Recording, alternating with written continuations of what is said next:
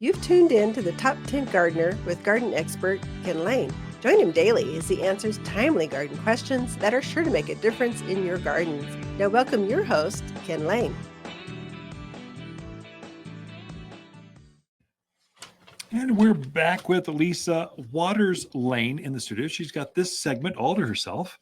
Comes up with a topic. She takes pressure off of me, having to come up with 6 topics for every show, every week.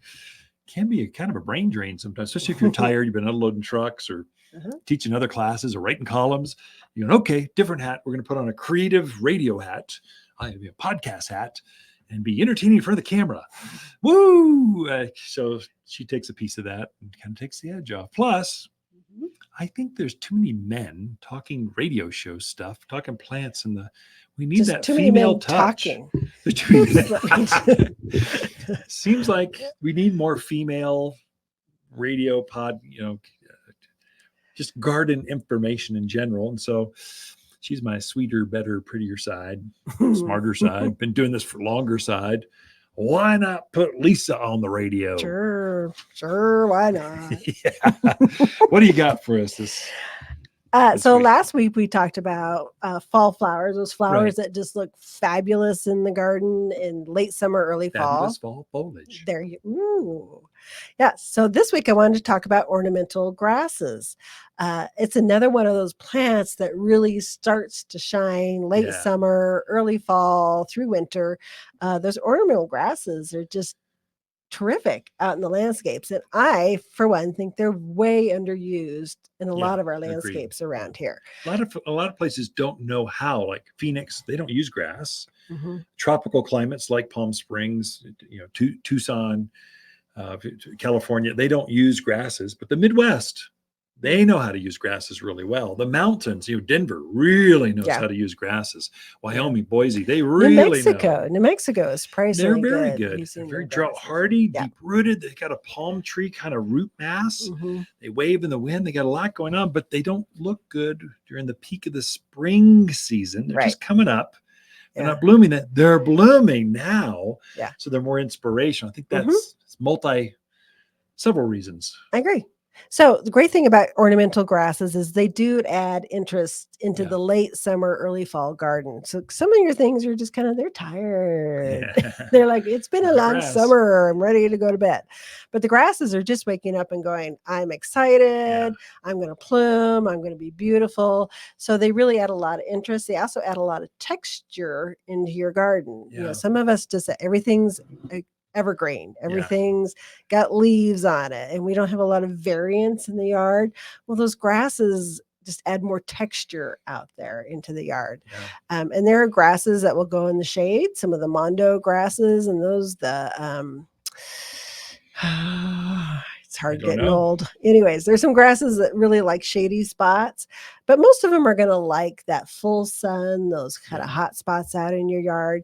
So great to put in. And also, like you said, they can be very drought hardy once they're established out in the yard. So, and they're also not a lot of maintenance. Very little. You mow them down in the winter, and then that's it. Fertilize. Right. So you're kind of cutting them back, and then they come back up the next year. So you're not doing the heavy pruning. You're not messing with them mid-season.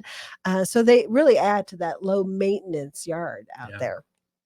I find the birds love them too. So they make nests. If you're into attracting birds or any kind of feathered friends back there, they love the grasses. They're using them to nest. They do. And they'll use them through the fall and winter too, because they'll use them to kind of hide in through the season. They'll use the seed heads for food. So they're great for attracting the birds. Everyone should have at least 3 different varieties of grass. And Lisa's going to tell us which ones. Oh, no, I'm still talking about them. The other thing about them is they're also very animal resistant. Everybody thinks, I can't put a grass in because I have deer or I have javelina. They are surprisingly animal resistant. There's not a lot of grasses that they'll just go out there and eat. They leave them alone. Deer grass is famous. It's a native. Bear grass, it's famous. It's a native. Javelina, deer, rabbits, they don't bother those. Antelope, they're going to bother them. Right. So many good reasons to be putting those grasses out there. And like you said, there are quite a few.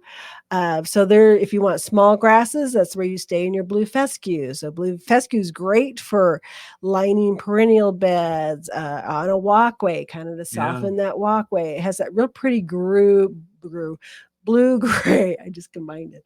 Blue gray foliage to it. So it's just very soft, very attractive. Does that stay green in the winter? It can brown out. It stays blue for an amazingly long time, but eventually it's it gets more of a winter color too. Yeah, it can have a hue to it. If you clean it up, fertilize it, it'll start growing again in February. It comes right back with a vengeance. Right. The other thing, blue fescue is great in containers too. So if you're doing some fall containers with your mums and pansies, throw a fescue in there. It actually is very pretty out there in your fall containers. So we also have things like Carl Forester, which is probably one of my favorite grasses. It's one of the first ones to kind of green up and to bloom. And it puts on kind of a nice little wheat stocky kind of flower to it. Chest high, not chest high, but maybe hip high or so. Yeah, something like that. I would say 3 to 4 foot, and then it sends the plumes up on top of that. I noticed in our yard, it's one of our favorite things for our dogs to eat. That's true. So animals will eat that one. It's a little sweet tasting, but it's one of the only ones. Yeah, I mean, and they go munch on it, and you'd never know. Of course, they're small dogs, but it doesn't seem to bother the plant at all. It's just as green and healthy, and they like it too. If you're following on Facebook, Twitter, Instagram, those things, TikTok, follow Waters Garden Center. And I did I was at our display gardens, and I have switchgrass and one on Carl Foresters. How they are used in the landscape is spectacular. I got a new camera, having fun with it, just some great angles.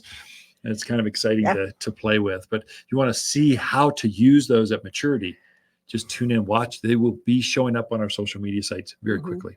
Switchgrass is another, you mentioned that. It is a really pretty grass, and its plume is kind of just a real fine, feathery, really pretty when the wind kind of hits it and it sways.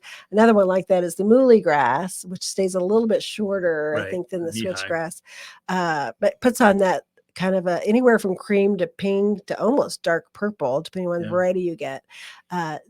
Beautiful when the sun kind of hits it from behind. It's starting to go down, the wind's swaying. You want to sing, what's that song? The Kumbaya. You just went into breaking the song, and here she is. They talk about the waves of grain. Anyways, it makes me think of it. Sorry, brain's not all there. But just a real pretty light grass. So ivory feathers, we probably ought to or pampas grass. So we carry ivory feathers because it's just better in the landscape. It's just a better grass. It's more compact. It just plumes better. It's just a nicer than the old-fashioned pampas grass that used to be out there. Costs a couple dollars more, but you get $50 more plant. It's just less maintenance, better plumes. There's a lot going on for it than that traditional huge monster of a grass. It's better. Yeah, very, very attractive out there in the yard. You got to have some space for it. And I like them kind of planted in one by itself. You kind of go, but put 3 or 4 or 5 out there if you got the space. Absolutely gorgeous. It's a good screening or privacy type of grass. It's big enough. Gets up head high, and then the plumes are above that. Yeah. So it's an impressive, and it's that thick. So it's a good plant. Definitely. One of my other favorites that I just really learned to love is the porcupine grass. And I like this one because I like my grass like my men. Different? Porcupine. No, pokey, or I don't know. Weird looking. Interesting. It goes into voice while on the radio. So most grasses, when they're variegated, it's more vertical. Yeah. It goes across this strand there. Porcupine is horizontal. Yeah. So it has a stripe of green, stripe of white, stripe of green, stripe of white. It's just really cool out there. Really interesting. And porcupine does get fairly tall. I was kind of surprised. It says 8 foot, probably here, less Chest than high. that. Yeah. But wouldn't that look cool up against like a back of a fence or the back of a perennial bed, things like that? That property line right up against the property line would be fantastic. It's got a bright spot, so more shaded areas, so east and west facings would be beautiful. Right. Another one I like is our bunny grass. We've got in this beautiful cobalt blue urn. Oh, that's a bunny grass. It's a fountain grass. It's a curly fountain grass. Okay, actually. It is.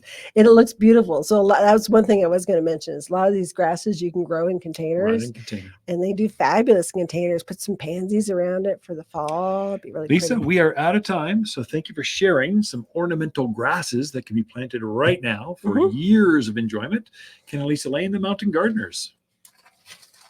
Waters Garden companion plants for September are Russian sage, pampas grass, honeysuckle, and raywood ash. Raywoods are superior shade trees for wind and drought locations. Plant as a single specimen or in a grove for more widespread shade on hot south and western exposures. Dark green foliage forms the perfect round head with leaves that turn a magical wine red through autumn. We sell only the prettiest shade trees at Waters Garden Center. Shop in-store or online at watersgardencenter.com. You're listening to garden expert Ken Lain, owner of Waters Garden Center in Prescott. Look for more tips, tricks, and garden shortcuts through Ken's website.